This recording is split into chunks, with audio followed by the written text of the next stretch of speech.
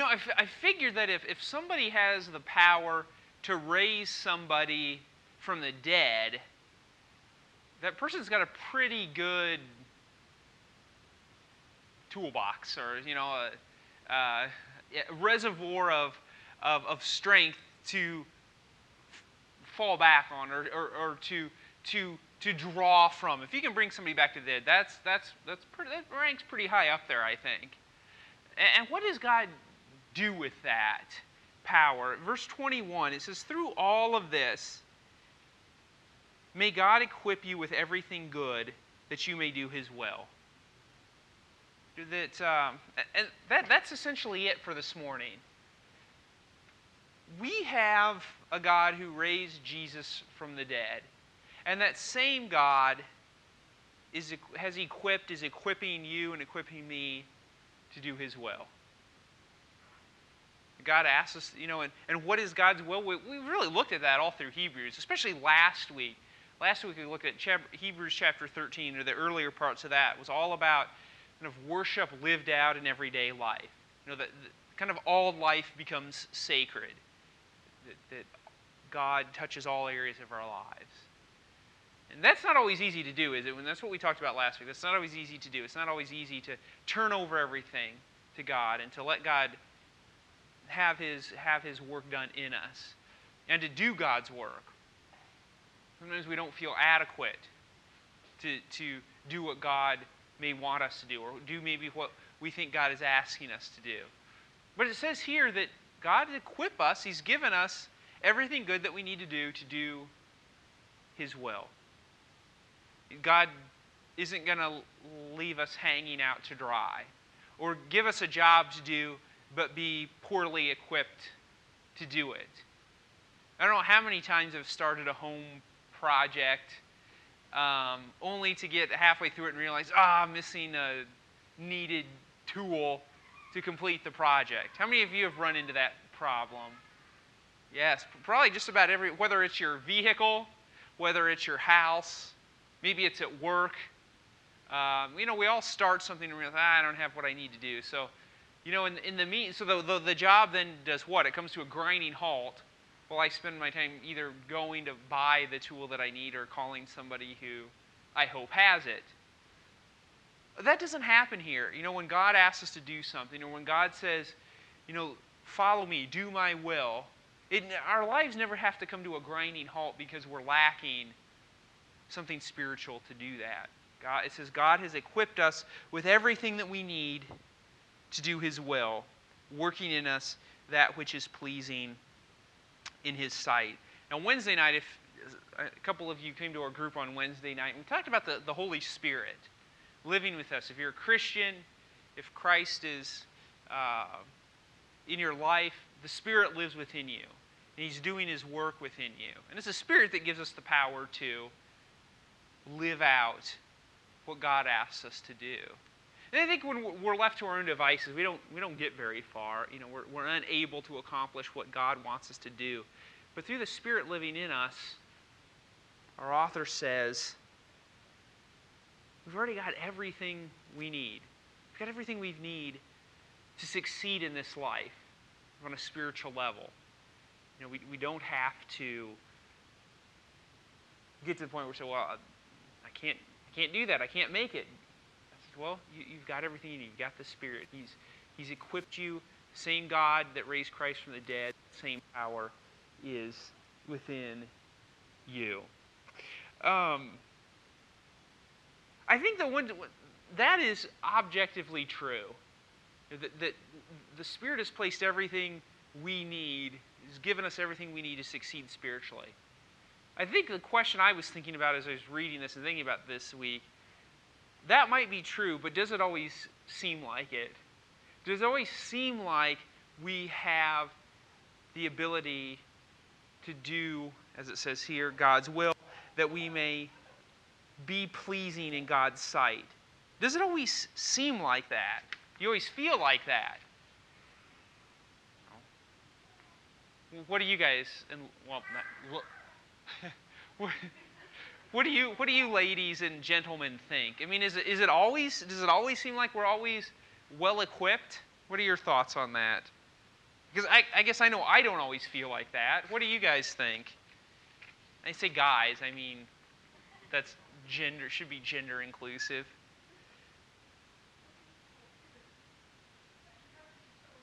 Okay. Okay. Yeah. Yeah. I mean, those of you who have children, uh, probably few of you got to the point where you say, I am ready to have a child financially, emotionally, whatever else you know that you just you know you don't oh, I'm not prepared. You know, I remember when after Fiona's born, we went home from the hospital and walking in the I know I've shared this, but walking in the door, just the Brianne and I and the baby, and it just hit me overwhelmingly. I am responsible for this little thing. I'm not sure I'm old enough to be responsible for this thing. You know, a dog is one thing. I've got 2 dogs. I had 2 dogs, but a child is different. If I mess up, you know, I could be in prison. You know, it's, you know, and that happens at school. You know, Brianne, the seniors are graduating or have graduated, and a lot of them are scared to death. Well, I've got to enter the real world now. You know, no more, you know, college life. I've got to actually work now for a living. You know, it's rarely do we ever enter stages in life, I think, where we say I'm fully ready, I'm fully prepared, I'm fully equipped. And we don't always feel like it, but I think as Dawn pointed out, sometimes we just have to jump in.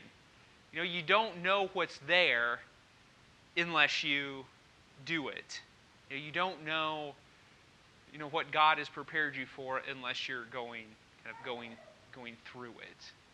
Laurel. My dance teacher always used to say there's no such a word as can't. Okay. Always do something. Yes. Yep. Well, if for you Star Wars fan, what does Yoda always say? There's no try. There is do and do not. So that's the Yoda-ism for the day. Yeah, that we don't unless you get out of the boat, unless you get out there and do it, what Christ asks you to do, the things that God puts on our hearts, we don't know. You know, how many people are, again, Christmas, the Home Alone. You know, remember the old guy that lived next, I don't know if he lived next, yeah, the guy who lived next door, right? Does anybody remember, why didn't he want to call he's estranged from his boy, if you remember that. He didn't want to call his boy to begin to patch things up. Does anybody remember why? Yeah, he was just scared of what his reaction was going to be. And what's the kid's name? Is it Kevin? Kevin, yeah. Kevin's like, well, at least you would know. You know, so he rejects you. I mean, at least you would know. Right now, you're just in no man's land. And so he does, and they get back together. But that's kind of it. We don't know until we get out there and do it. For the Big Bang Theory fans, what is it? Is it the cat?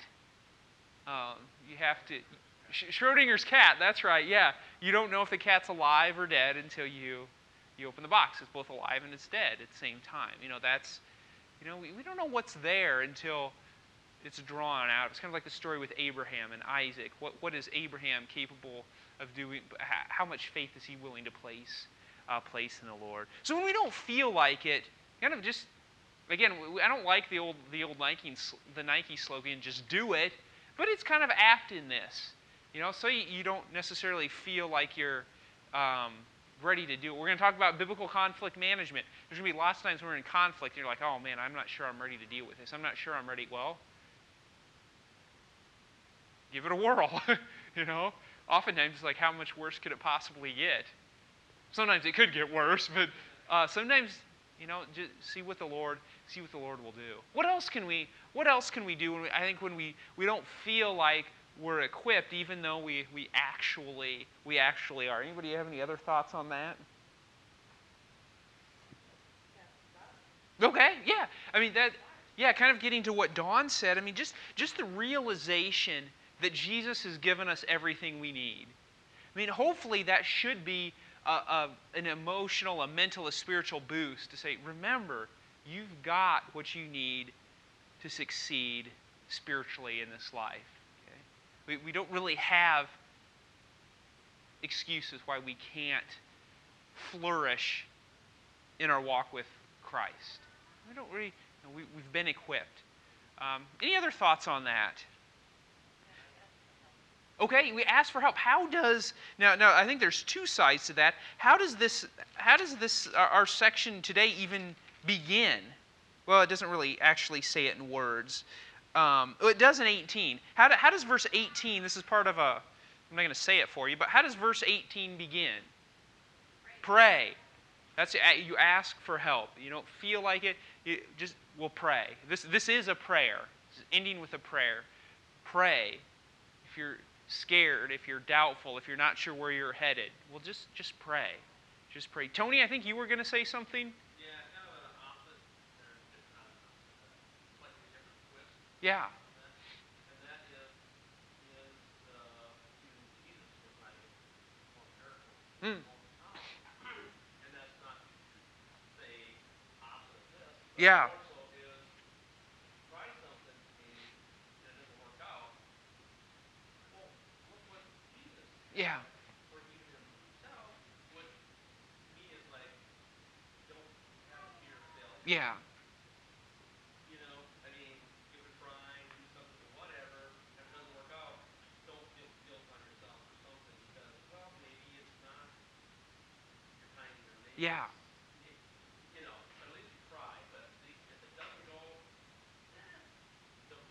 yeah, don't, you know, It's not that big of a. yourself so bad. Yeah. It's not the end of the world. I was right along those lines. I was reading this article.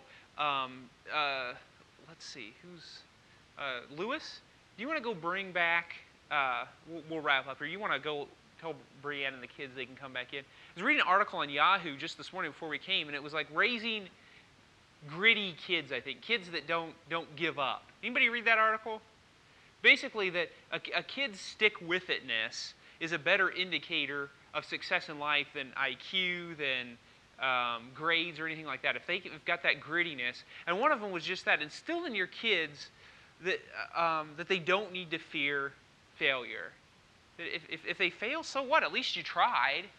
You know, and sometimes the older I get, the more that rings true. I'm like, well, you know, you're never going to succeed at anything unless you try. You know, if you don't compete in the bike race, you're certainly never ever going to win one. You know, you get out there and try something. It's better to try than fail, I think, than never try at all. And I think God in general. We're going to actually talk about that here this morning. You know, when things don't work as far as the church is concerned, well, at least we tried something. You know, at least we're trying things. So absolutely. So pray, ask for help, both God, I think, and other people. You kids can come on in. Try help with other people or seek help from other Christians. Pray. Realize that God has given you, He's given me, He's given this church everything that we need to succeed spiritually.